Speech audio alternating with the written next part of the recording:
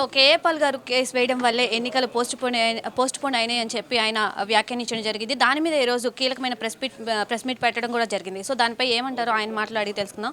Sir, Praja Shanti party నుండి మీరు ఒక స్టాండ్ తీసుకొని హైకోర్టులో కేసు వేయడం జరిగింది. సో కేసు వల్లనే పోస్ట్పోన్ అయిందంటారా? అది అందరికీ తెలిసిన సత్యం అండి.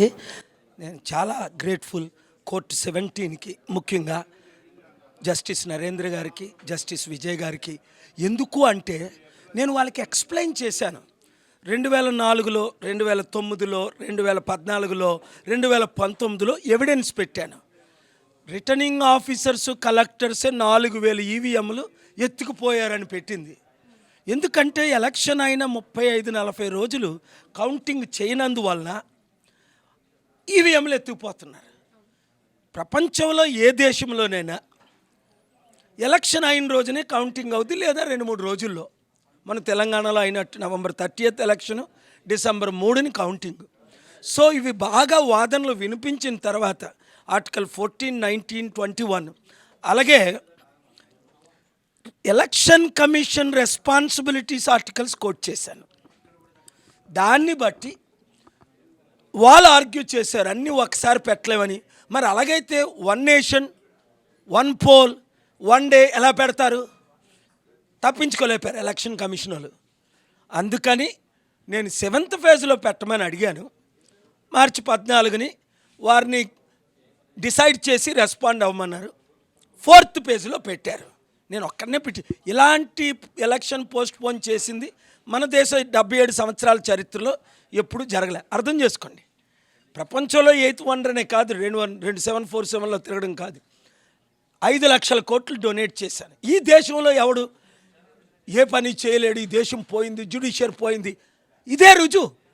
Judiciary is there to do justice అని ఇది రుజువు. క్లియర్గా మీ కళ్ళ కనిపించినట్టు చూపించాను నేను. ఏప్రిల్లో జరగవలసిన ఎలక్షన్ మేలో జరపమని అడిగాం, మేలో జరుపుతున్నారు. కౌంటింగ్ వెంటనే చేయమన్నాం. ఇప్పుడు కౌంటింగ్ గురించి మళ్ళీ ఇవాళ ఫైల్ చేశాను. మే 13 ఎలక్షన్ అయితే మే 16ని కౌంట్ చేస్తారా, లేదా జూన్ 1 ఎలక్షన్ పెట్టి జూన్ 4ని కౌంట్ చేస్తారా?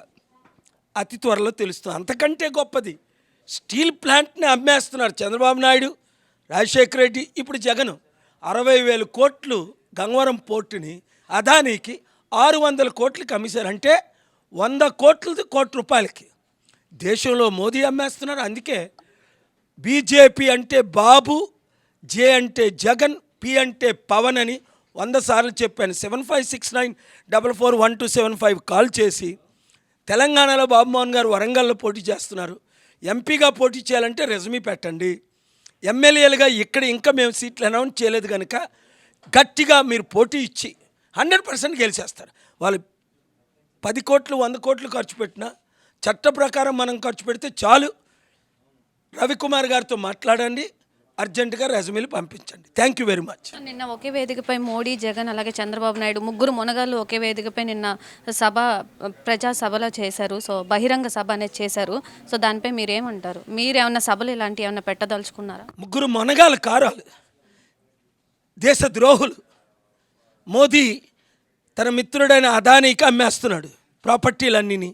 ఇవాళ కోర్టులో వినిపించాను. రైల్వేలు అమ్మలేదా, బ్యాంకులు అమ్మలేదా, ఎల్ఐసిని అమ్మలేదా, ఎయిర్పోర్ట్లు అమ్మలేదా, ఎయిర్లైన్స్ అమ్మలేదా? అమ్మంది ఏముంది? 8 లక్షల కోట్లు స్టీల్ ప్లాంట్ని 8,000 కోట్లకి అదాని ఆయన బినామీ ఆయన మిత్రుడికి అమ్మేస్తున్నాడంటే చట్టవిరుద్ధం కాదా? ఇదే పవన్ కళ్యాణ్ మోదీని ఎంత తిట్టాడు 2018-19లో. మరి ఈరోజు ఒక్క ఎంపీ సీట్ కొరకో, ఒక మినిస్టర్ పోస్ట్ కొరకో 500 కోట్లు ఇచ్చారంటారు. ఎలక్ట్రల్ బాండ్ పవన్ కళ్యాణ్కి 40 కోట్లు ఎవరిచ్చారు? బ్లాక్ మనీ 500-1000 కోట్లు ఎవరిచ్చారు? ఇన్వెస్టిగేషన్ చేయించాలి. ముద్రగడకి జగన్మోహన్ రెడ్డి ఎందుకు ఇచ్చాడు? కాపులు, బీసీలు ఎందుకు? అక్కడ ముద్రగడని నమ్మట్లేదు, ఇక్కడ పవన్ని నమ్మట్లేదు, నన్ను ఒక్కనే ఎందుకు నమ్ముతున్నారు? ప్యాకేజ్ స్టార్ని నమ్మకండి. బి అంటే బాబు, ఇదే బాబు ఎంత ఘోరంగా తిట్టాడు మోదీని, అమిత్ షాని. వాళ్ళు నా మిత్రులని నేను పర్సనల్గా తిట్టనే. మీరు దేశాన్ని అమ్మేస్తున్నారు, డెమోక్రసీ పోతుంది, అప్పులు చేసేస్తున్నారు.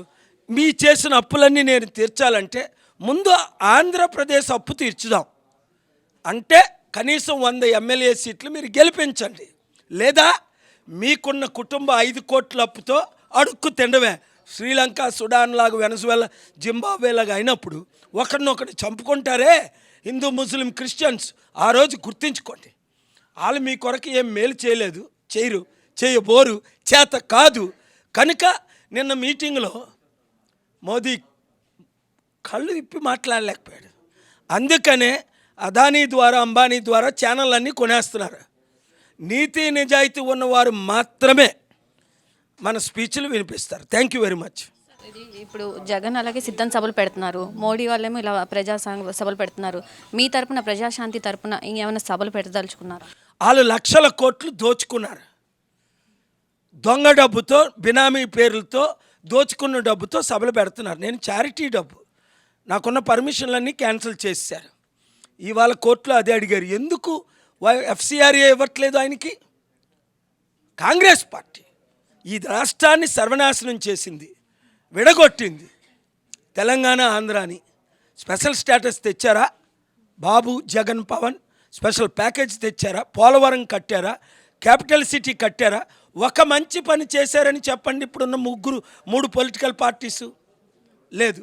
కనుక నేను వస్తేనే పాలన రావాలి, పాలన మారాలి అనే స్లోగన్తోనే ముందుకెళ్దాం. మీరు బాగుపడాలని ఉంటే 75694412 వాట్సాప్ గ్రూపులు పెట్టి 100 మందితో ఓటేయించండి. విశాఖపట్నం ఎంపీగా నన్ను గెలిపించండి. 100 మంది ఎమ్మెల్యేని ఆంధ్రప్రదేశ్లో గెలిపించండి. తెలంగాణలో 17 ఎంపీలు కనీసం 12 గెలిపించండి. లేదా నష్టపోయింది మీరే, అడుక్కు తినేది మీరే, సర్వనాశనం అయింది మీరే. ఈ దొంగ కుటుంబ కుల నాయకుల్ని గెలిపించుకుంటూ వస్తే అంబేద్కర్ రాసిన కాన్స్టిట్యూషన్ వృధా, గద్దరని మన పార్టీలో చేరడం వృధా అయిపోతుంది. కనుక సత్యం కొరకు ఫైట్ చేయండి, మంచి కొరకు ఫైట్ చేయండి.